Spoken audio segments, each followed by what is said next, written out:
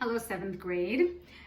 So to continue with our topic, we were talking about photosynthesis yesterday, and we were saying that producers are the organisms that are going to do photosynthesis. And basically what they're doing is they're taking sunlight, they're taking water and carbon dioxide, and they're producing glucose and oxygen. Okay, that is the goal of the producers.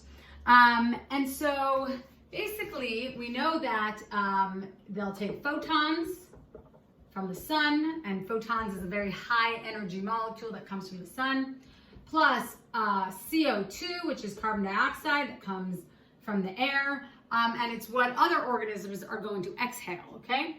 And H2O, which they'll get from the rain, and it will convert into C6H12O6 plus O2. So C6H12O6 is glucose, which you guys are familiar with, and O2, which is oxygen. And the glucose, basically what it does is it will use it to produce energy, right? Plants are living organisms, and because they are living organisms, they also have to do cellular respiration, and so they have to make their own energy to continue living. So they also need that food. That's the purpose why they're doing this, right? They're doing this to have food available for them to be able to do cellular respiration and get energy. And so that is why they're producing this glucose. But what they'll also do is they're going to take that glucose and they're going to start to store it, right, inside of themselves. So they're going to make fruits, right? If it is a plant that's genetically capable of making fruits, they'll make fruits, or vegetables if they're a plant that's genetically capable of making vegetables. So that is, by the way, when we eat that fruit and those fruits and vegetables, that's what we're getting, right? Grains, all types of grains, right? Those are all glucose. That's all glucose that has been made through the process of photosynthesis that we are able to utilize as well. Okay, and then we have this oxygen, right? And oxygen they end up releasing it into the atmosphere, and then we take in the oxygen. By the way, they need the oxygen as well for cellular respiration, just like we need the oxygen for cellular respiration, right? So they're making these two products to suit themselves, right? To help themselves, but also it ends up helping the rest of all other organisms, right? The rest of the world, all other living things, because then we can eat the glucose and breathe in the oxygen, and we can do our own cellular respiration. But we do not do photosynthesis. That's only for plants. Okay, so I'm just going to really quickly show you. I think the boys, I did show this to the boys. I don't think I did to the girls. But this is photosynthesis. Okay, so this is just photosynthesis. So let's just show very quickly cellular respiration. So cellular respiration, we know, is C6H12O6, so it's the glucose plus oxygen will convert into CO2, carbon dioxide, plus H2O, plus ATP, right? And ATP is energy. Okay, so basically what we do is we take the products of photosynthesis and we create, right, and it becomes our reactants, our ingredients, and we're producing new products, right? And if you notice that, it's kind of like a flip, right? So we have this glucose there as a product. It's an ingredient in cellular respiration. Oxygen, a product of photosynthesis, is an ingredient in cellular respiration. Ingredients in cellular respiration, you'll notice are products in, ingredients in photosynthesis, you'll notice are products in cellular respiration. So carbon dioxide, that is an ingredient in photosynthesis, is a product in cellular respiration. H2O, an ingredient in photosynthesis, is a product in cellular respiration. The only difference is this one thing over here, photons here and ATP here. But if you notice, what is photons? Photons are high energy coming from the sun, right? This is high energy that is released by the sun and captured by the plants. Well, what's ATP? ATP is biologically active form of energy, right? It's energy that us living things can use. So essentially what's happening? Essentially, the photons mixed with carbon dioxide and water produce this over here, your glucose and your oxygen, right? This energy is now being converted into a form, right? A solid form, a tangible form that we then eat and convert into our own form of energy.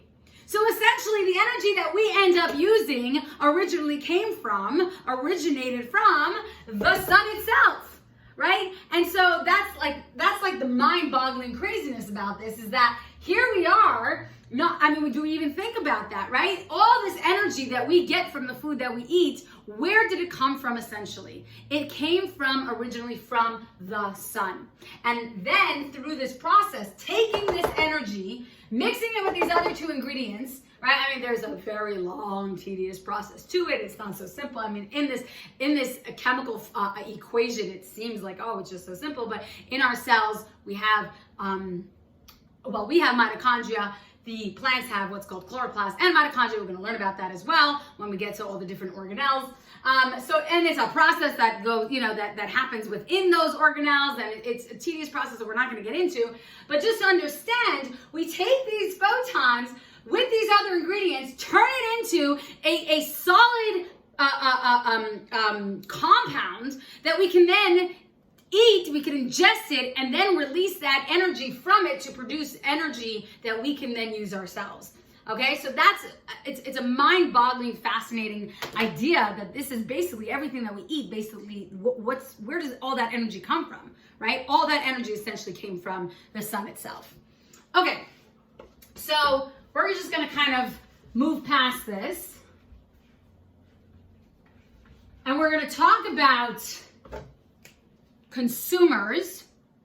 Okay, so consumers are organisms that eat other organisms, right? I mentioned that yesterday. Organisms that eat other organisms are, and we said that these are heterotrophs, right? Producers are autotrophs. Consumers and decomposers are heterotrophs. We don't make our own food. We need to gain the nutrients from something else. And so these heterotrophs, these consumers, there are three different categories. We have herbivores,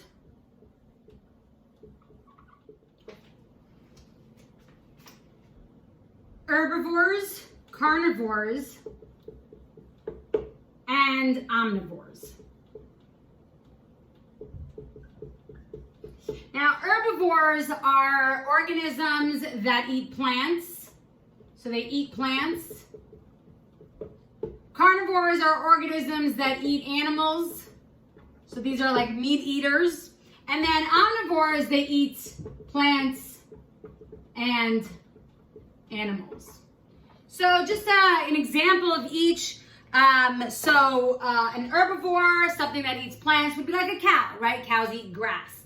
A carnivore is something that eats animals. That would be like a lion, right? And they're meat eaters. And then an omnivore, an organism that eats both plants and animals, would be like a human, right? We eat both plants and animals. Okay, so this is pretty much it for consumers, and we know that consumers are heterotrophs. So now we're going to get into decomposers.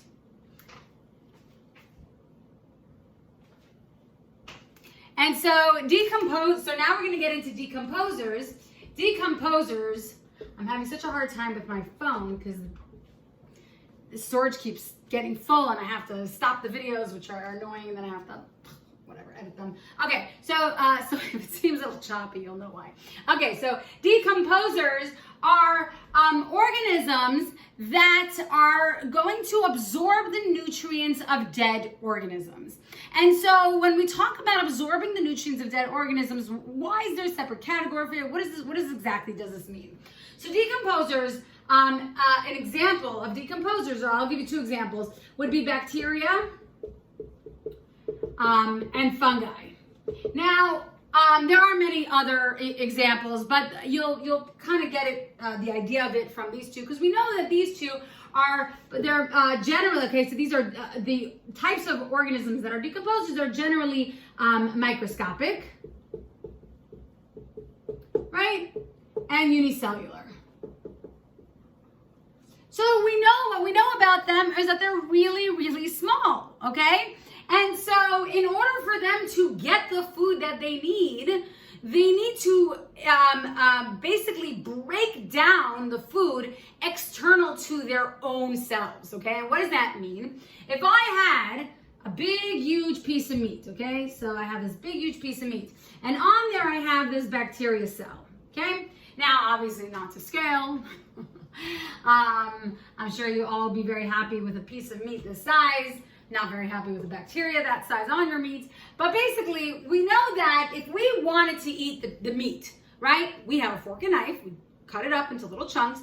Then we put it into our mouth, chew it up so that it gets into smaller pieces. And then we would swallow it and go into our stomach. And then with different enzymes, and we're going to talk about that later on. What are enzymes? What do they do? And basically what happens is it starts to break apart the food into small little tiny pieces. Okay, and we're going to talk about what it breaks it down into very, very shortly. So the bacteria, however, they don't have the ability to break down that food internally because it's too big to get the food even into their bodies, right? So what do? They send out their digestive enzymes, okay? So they send out digestive enzymes, okay, into the surrounding area. And what that does is now we have these enzymes, kind of like if you think about it in our stomach, right? What's there, right?